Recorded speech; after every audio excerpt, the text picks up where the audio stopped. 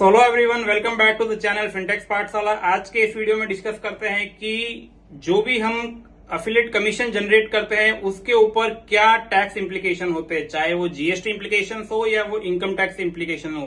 तो आज के इस वीडियो में मैं आपको डिटेल्ड वे में बताऊंगा कि आप कौन सी भी कंपनी से कमीशन इनकम जनरेट करते हो तो उस पर आपको जीएसटी क्या लगेगा एंड आपको इनकम टैक्स किस तरीके से पे करना है। तो अगर आप इस चैनल पर नए हैं तो चैनल को सब्सक्राइब कर दीजिए और वीडियो के एंड तक बने रहिए। आप किसी भी कंपनी से बिलोंग करते हो, ये वीडियो हर अफिलिएट के लिए इंपॉर्टेंट है, क्योंकि आज तक यूट्यूब पे आप कुछ भी सर्च कर लीजिए, सब अफिलिएट्स ने बताया है कि इस तरीके से प्रमोट करके ये अर्न कर सकते हैं, बट किसी ने भी आज तक ये नहीं बताया होगा कि जो कमीशन हम अर्न कर लेते हैं उसके ऊपर टैक्स लायबिलिटी क्या होती है, क्योंकि वो आपके लिए जानना बहुत जरूरी है। नहीं तो आपको फ्यूचर में इनकम टैक्स डिपार्टमेंट से नोटिस मिल सकता है एंड आपको लेट फीस, पेनल्टी, वो सब कॉम्प्लिकेशंस लग सकते हैं।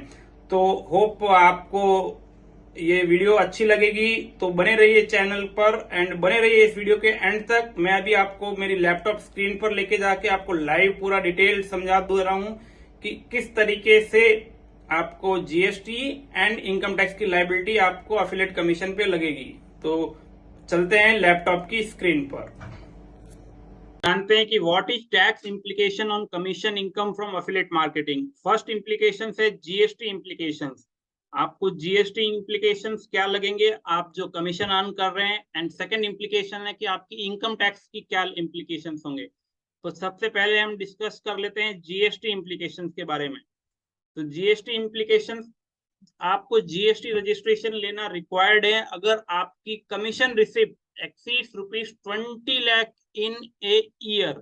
जी हाँ, एक साल में अगर आप किसी भी कंपनी से ओवरऑल 20 लाख रुपीज से ज्यादा का आप कमीशन अर्न करते हैं तब आपको जीएसटी रजिस्ट्रेशन लेना मैंडेटरी है।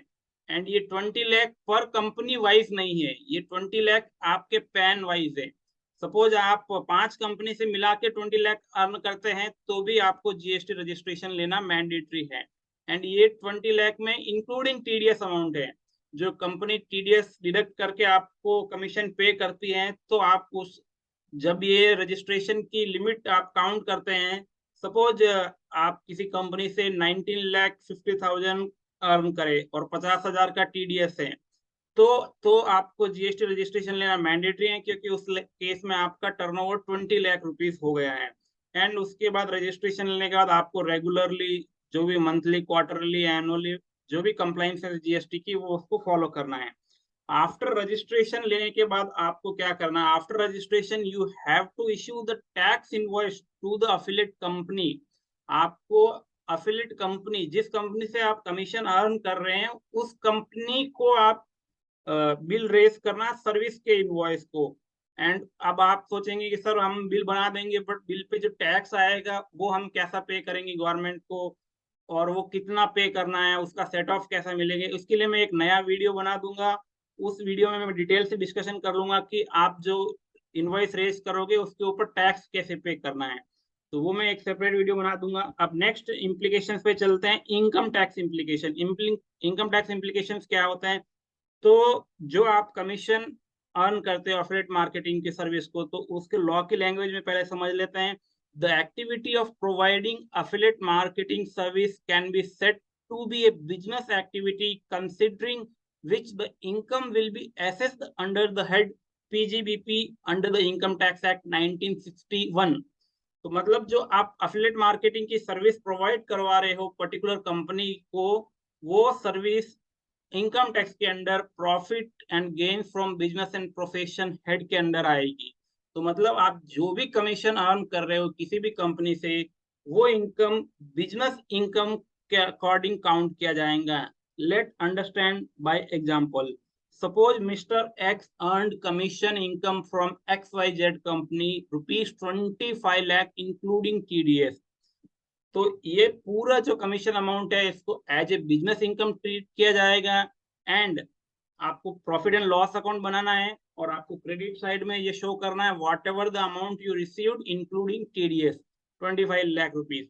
एंड डेबिट साइड में आप ऑल एक्सपेंसेस क्लेम कर सकते हो जो आप कमीशन अर्न करने के लिए रिलेटेड, बिजनेस रिलेटेड जो भी एक्सपेंसेस है, जैसा कि वो गूगल एड्स हो गया, फेसबुक एड्स हो गया, इंस्टाग्राम एड हो गया, इंस्टाग्राम शॉर्ट आउट्स हो गया, इंटरनेट रिचार्ज हो गया, मोबाइल रिचार्ज हो गया, या कोई आप मोबाइल की सर्विसिंग करवाए, या ऐसे कोई भी जो बिजनेस रिलेटेड एक्सपेंसेस है, ग्राफिक का हो गया, वीडियो एडिटिंग का हो गया, वो सब एक्सपेंसेस मिला के जो प्रॉफिट बनता है, वो प्रॉफिट आपको इनकम फ्रॉम पीजीबीपी हेड के अकॉर्डिंग बताना है। जैसे कि इस एग्जांपल में 25 लाख रुपए इसने मिस्टर एक्स ने अर्न किए कमीशन, एंड गूगल एड्स के एक्सपेंसेस 5 लाख रुपीस है, एंड अदर एक्सपेंसेस 1 लाख है, तो इसकी टोटल इनकम होगी 19 लाख। अब इस इनकम के ऊपर उसको कैसे टैक्स पे करना है, वो मैंने ऑलरेडी वीडियो बना दिया है स्लैब रेट से, तो मैं उसका लिंक डिस्क्रिप्शन में दे दूंगा, आप जाके चेक कर सकते हैं, एंड उस अकॉर्डिंग आप टैक्स भर सकते हैं। इसमें आपको एडवांस टैक्स लाइबिलिटी भी आएगी, तो आप अगर आपकी इनकम अगर 6 लाख 7 लाख तक क्रॉस होती है पर्टिकुलर फाइनेंशियल ईयर में, तो आपको मैंडेटरी एडवांस टैक्स भरना है। एडवांस टैक्स के ऊपर भी एक पर्टिकुलर वीडियो, वो उसका भी मैं लिंक डिस्क्रिप्शन में दे दूंगा, आप वो वीडियो देख लेना।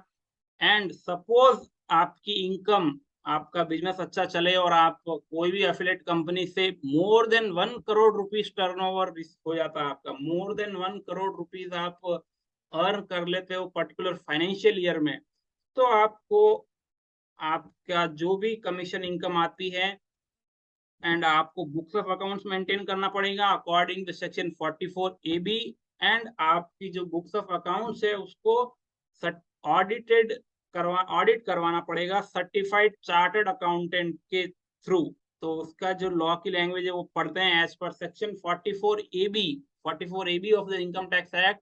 इफ द टोटल सेल्स और टर्नओवर, सेल्स और टर्नओवर का मतलब यहाँ पे आपके लिए कमीशन हो गया है, रिसिप्ट फ्रॉम बिजनेस, बिजनेस जो आपकी आप जो कर रहे हैं उसको एज ए बिजनेस काउंट किया जाता है इनकम टैक्स एक्ट में, exceeds rupees 1 crore, 1 crore including TDS है। सपोज आप 95 लाख रुपीज आपके बैंक अकाउंट में आते हैं और 5 लाख रुपीज वॉट एवर जो कंपनी XYZ कंपनी है वो टीडीएस डिडक्ट करके आपके पैन कार्ड पे डिपॉजिट करती है, तो आपका टर्नओवर 1 करोड़ हो गया। उस केस में आपको that person means affiliate, that particular affiliate is required to get his accounts audited by chartered accountant, practicing chartered accountant के द्वारा आपको आपकी बुक्स ऑफ अकाउंट ऑडिट करनी है, एंड आपको ऑडिट रिपोर्ट फाइल करना है, एंड आपको इनकम टैक्स रिटर्न फाइल करना है। एंड इसकी ड्यू डेट है पर्टिकुलरली लॉ में मेंशन 30 सितंबर है, तो 30 सितंबर ऑफ नेक्स्ट फाइनेंशियल ईयर के 30 सितंबर तक आपको ऑडिट रिपोर्ट फाइल करना है and income tax return file करना है। ऑडिट रिपोर्ट का फॉर्म है 3CB 3CD, एंड ITR आपको फाइल करना है 30 सितंबर तक। तो ये थे आपके GST implications and income tax implications. अगर आपको कुछ भी डाउट है तो आप मेरे को कमेंट बॉक्स में मैसेज करिए, मैं आपका डाउट सॉल्व कर दूंगा। अगर आपको व्हाट्सएप पे कनेक्ट होना है तो मैं व्हाट्सएप का नंबर दे दूंगा डिस्क्रिप्शन बॉक्स में, आप मेरे को व्हाट्सएप पे कुछ भी डाउट पूछ सकते हैं।